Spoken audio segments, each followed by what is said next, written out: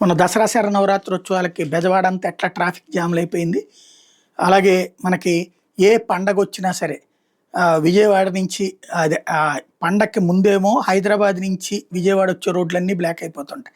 సంక్రాంతి అప్పుడైతే విపరీతంగా అవుతాయి. దసరాకి కూడా అయినటువంటి సందర్భం అయితే ఈసారి కొంత తక్కువ ఉన్నట్టుంది. బట్ సంక్రాంతికి విపరీతంగా ఇదైపోతుంటాయి.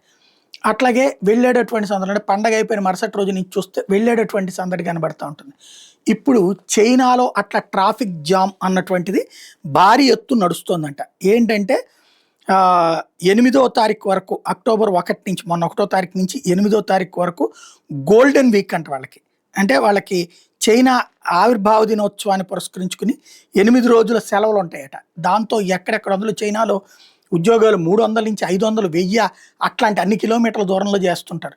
వాళ్ళందరూ వాహనాల్లో సొంత వాళ్ళకు వస్తూ ఉండటం, బంధువుల దగ్గరకు వస్తూ ఉండటంతో విపరీతంగా ట్రాఫిక్ జాములు హైవేలన్నీ నిండిపోతున్నటువంటి పరిస్థితి ఉంది. దాన్ని కంట్రోల్ చేయడం ఎట్లాగా అర్థం కాక తలబట్టుకుంటున్నటువంటి పరిస్థితి అక్కడ పోలీసు దౌత్యం చైనాలోని వివిధ ప్రాంతాల్లో ఈ సిచ్యువేషన్ కనబడుతోందట.